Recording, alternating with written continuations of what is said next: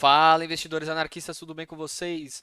No vídeo de hoje eu vou falar sobre aí o halving, que está me incomodando muito porque eu vejo muitos influencers dizendo que o preço do Bitcoin vai explodir após o halving e não é bem assim, tá, galera?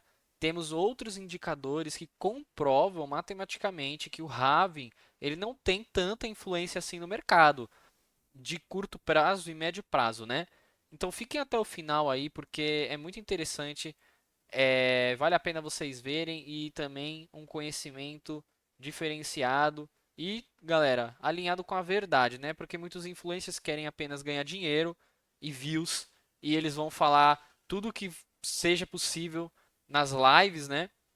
E enquanto eles ganham dinheiro, o pessoal perde, né? Então, sem enrolar muito, indo direto ao ponto, a primeira coisa que eu quero mostrar para vocês, galera, é um indicador aqui que vocês mesmos podem consultar vindo no TradingView, que é a ferramenta de graça. Coloquem lá, é, Global Net Liquidity, galera. Entrem nessa ferramenta do TradingView. E aqui você tem o seguinte resultado, tá? Estou no gráfico mensal do Bitcoin. Essas linhas aqui amarelas, né, na vertical, são os halvings passados, tá, galera? E o que acontece? Aqui, né, o que você vê os influencers falando é que o pós-halving, o preço explodiu, né, que foi uma valorização de mais de 500%. Naquele primeiro halving que tivemos também, o preço subiu aí 1000%, né? E o que acontece, tá, galera? Teremos o halving agora, cerca de 5 dias, né? E eu quero mostrar para vocês que a influência não é tanta quanto eles falam. Por quê? A principal influência, ao meu ver, é justamente a liquidez global, galera. Então aqui temos a quantidade de liquidez, né, que no momento está em 25 trilhões de dólares, galera. É muito dinheiro. E o que a gente pode notar é que no halving passado, que é a linha vertical amarela, a gente começa a observar aqui que a liquidez global estava por volta dos 20, 22 trilhões de dólares.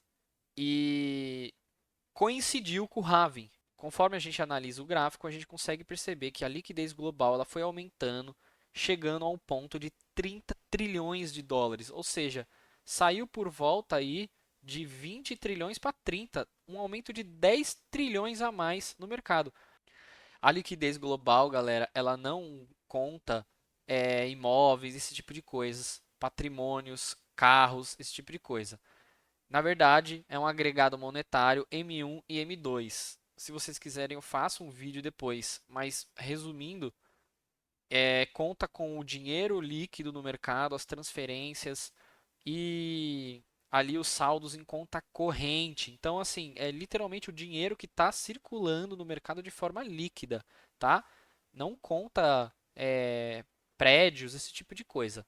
Então, olha como que aumentou cerca de 10 trilhões, você teve aí um aumento absurdo do preço do Bitcoin. E o que eu falo para vocês? Se a inflação do Bitcoin foi de 1% e pouco, né, nesse halving, se você tivesse aqui uma inflação de 10%, né, ou seja, se o halving fosse ao contrário, né, você teria uma valorização de 500% da mesma forma, galera, porque entrou mais de 10 trilhões de dólares no mercado. Então, isso daqui é a primeira evidência de que o halving ele não importa tanto quanto a liquidez global. Se nós tivéssemos aqui uma liquidez global baixa, e o halving não iria fazer diferença. Da mesma forma que se a inflação do Bitcoin fosse alta, com uma liquidez global dessa daqui, entrando 10 trilhões de dólares, teríamos subido aí o preço do Bitcoin da mesma forma, gente. Isso que vocês têm que entender. É, e olha como fica claro quando a gente compara outras criptomoedas. No momento, a liquidez global está meio estabilizada, mas como vocês podem ver, ela sempre bate recordes, né? Ela nunca volta a patamares anteriores, porque a gente vive em um sistema que aumenta a liquidez infinitamente. Então, a tendência é que quando as taxas de juros baixarem e a liquidez global comece a aumentar de novo, esse gráfico aqui vai romper esse topo anterior. Então, ou seja, vai passar de 30 trilhões de dólares.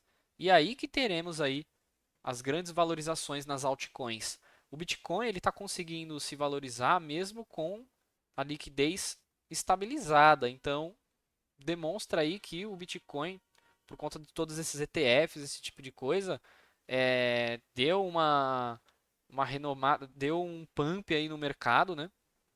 Mas se você analisar, pouquíssimas moedas se valorizaram dessa forma com a liquidez estabilizada. Temos aqui o exemplo da BNB, que também fez isso, ó, a liquidez estável e o BNB explodiu. Aí tivemos Solana também que conseguiu fazer esse efeito. Se você analisar as outras criptomoedas, galera, olha como fica claro, né? Por exemplo, Polkadot. Olha como fica claro que toda essa valorização da Polkadot só foi possível por conta da liquidez que saiu de 25 trilhões e foi para mais de 30 trilhões de dólares, galera. Depois que a liquidez começou a cair, você vê que a Polkadot só despencou e se manteve assim. Ela não vai subir, galera. Não vai acontecer o que aconteceu aqui com a liquidez dessa forma, tá bom? E a gente pode analisar várias criptomoedas. Eu vou colocar aqui também a Polygon. Olha a Polygon também da mesma forma. Ela teve a sua explosão de preço quando a liquidez global explodiu também. Depois que ela começou a cair e estabilizar, a Matic, né, a Polygon, também continuou estável, né? Então, ó, a Atom, mesma coisa, o preço dela explodiu, foi para os 45 dólares, hoje está 8. Quem está pensando que isso daqui vai voltar para patamares anteriores, pessoal, não vai enquanto a liquidez global não voltar a subir, tá bom?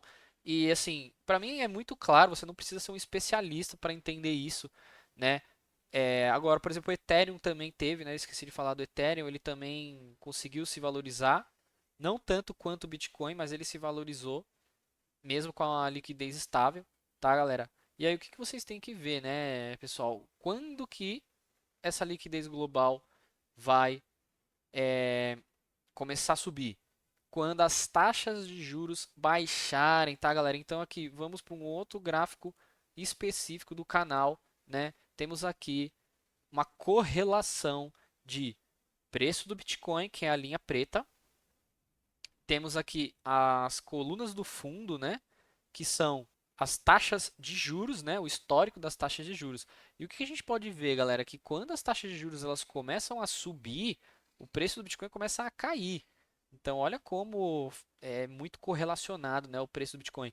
E aí, galera, quando as taxas começam a cair de 2,50 para 2, 1,75 e chega no 0,25% ao ano, galera, uma das menores taxas de juros aí dos últimos 15, 20 anos, você tem aí o preço do Bitcoin explodindo. Não só o Bitcoin, mas toda a renda variável do mercado explodindo, galera. Por que isso acontece, gente?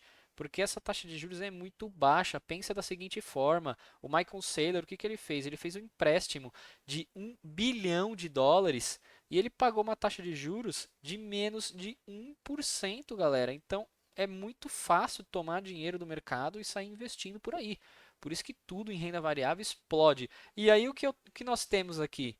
O halving coincidindo com taxa de juros baixa.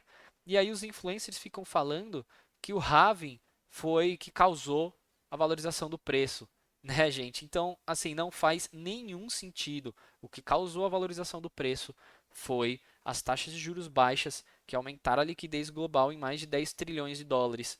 E esse dinheiro refletiu no mercado de criptomoedas, não apenas no Bitcoin. E aí o que a gente consegue ver, quando as taxas de juros começam a subir de 0,25 para meio, 1, 2,5, o preço do Bitcoin começa a cair, galera. E atualmente estamos aí com taxas de juros de 5,5. E quando essas taxas irão baixar? Se nós formos lá no site para verificar aqui no investing.com ou qualquer outro site que vocês queiram ver, a gente consegue ver aqui as projeções de taxa de juros americana. Teremos uma reunião agora, mês que vem, e a expectativa é que eles não alterem a taxa, tá, galera? Não tem expectativa de mexer nas taxas. A primeira expectativa começa no mês 6, pouquíssimas chances de caírem.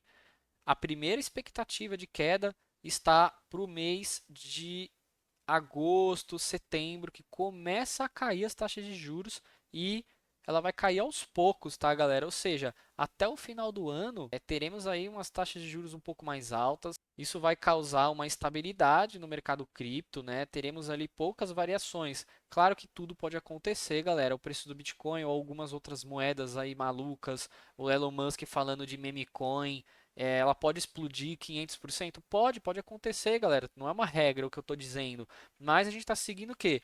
Tendências, entendeu? Então, assim, tomem cuidado com os influencers, porque eles ficam falando por aí, né?